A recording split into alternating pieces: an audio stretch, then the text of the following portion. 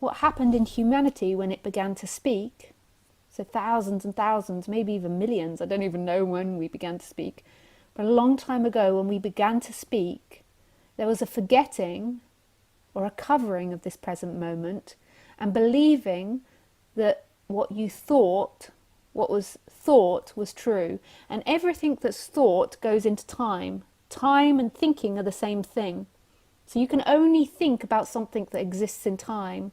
So what happened to the human was they begun to live in time and believe who they were was found in time. And it's all a lie. It's all a false world. There's nothing wrong with it, and it's part of our communication, and it's the way we exist as a society. But this identification with being someone that moves in time is where suffering comes from. It's not, the suffering isn't the thoughts, the feelings, the ideas, the sensations. Even if they're painful sensations or painful thoughts, that's not the problem. The problem is that which identifies with that being who you are. So the thought says, I am this feeling, I am anger, so therefore I'm bad. I am jealousy. It's my fault. I own it. It's my responsibility. And I'm bad, or they're bad for making me jealous. And so rather than everything arising as it does, so the thoughts and the feelings being part of this painting, this separate entity is always claiming to be things. Ideas, thoughts, feelings, sensations, money, wealth, its home. So I am a rich person. There is nobody that's rich. It's just a way we talk in our society. It's not a truth, but our society preaches that that is the truth. So people really think they are rich and they're better than poor people. And none of this is true. None of this is a reality. It's our way of communicating. So I am rich compared to some of the people I met in India, but I am poor compared to some of the people I meet in the West, to a lot of the people I meet in the West.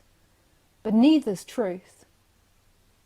I'm not richer than and I'm not poorer than. That's got nothing to do with who I am. It's a description of what's happening to this body at that moment, and it's something that's always possibly going to change. One moment I'm rich to someone, the next moment I'm poor to someone else.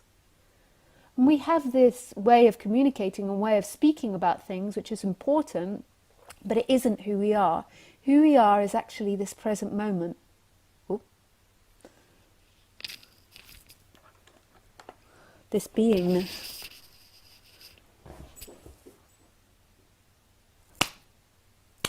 This sense of aliveness.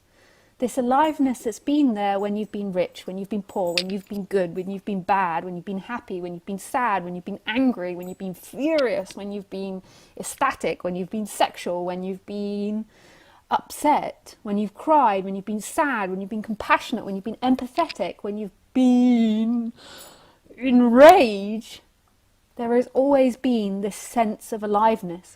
When you've told yourself stories about victimhood or how brilliant you are, there has always been that presence. When you were 1, 2, 3, 4 years old, there was that presence. When you were 10, 20, always there has been this presence, this aliveness, this sense of being, this immediacy. Hey, isn't there? That's who you are, is that sense of being. And then in that arises the person with a brain that thinks.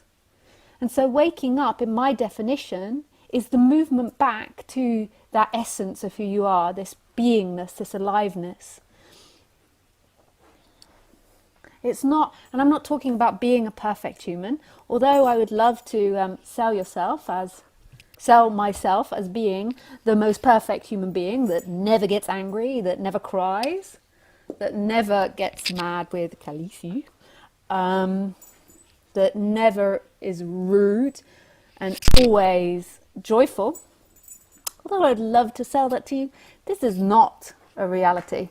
Lisa is a accumulation of lots of different experiences. I am this Lisa person, this personality is accumulation of lots of different things. She's affected by what seemingly happened in the past and what's going to happen in the future. But that is not the experiencer. So the enlightenment doesn't happen to the person. The enlightenment is a movement back to something which isn't a thing, which doesn't belong to anyone, which doesn't belong to anyone, and is always present. And then when that movement happens, it affects the personality. Like, it dramatically affected me. It made me a lot nicer person, a lot more relaxed, a lot less stressed, a lot less worrying and anxiety. But it didn't make me perfect. I still have emotions and feelings and get angry with people or happy with people. But it's made me so much more compassionate, empathetic. And it's something which is constantly growing in the character. So the character is understanding this better, the body is understanding this and growing into this realization. And that's never ending. In human terms, there can always be an improvement of intelligence. There can always be an improvement of behavior, of way of living, of way of seeing things, the conditioning, the traumas. All of those things will always grow. There's a never ending possibility in the human world. And that is total humility, to say and to completely see that the human can never be enlightened. The human always has the possibility to grow, to take responsibility for its actions, to improve its actions. Even though ultimately that person isn't the doer and has no free will, the person feels like it does. It comes with the feeling of having free will. I always have the possibility of being a better dog owner, even though I'm pretty freaking good. I always have the possibility of improvement, which is really beautiful. But that is a never-ending thing, and that instrument, this instrument that's always evolving and changing, doesn't get enlightened. And this is such an important realization that freedom is this movement back to this knowing, this energetic shift, this absolute seeing without doubt that who you are is this beingness, is this present moment. And it's energetic as well. I can't explain it, but it's like an energetic release. And then the integration of that is never ending. So the integration into the human form, and it's not the human that gets enlightened.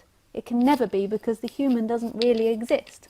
There isn't somebody solid that could be enlightened. But the body-mind mechanism certainly changes and grows with that.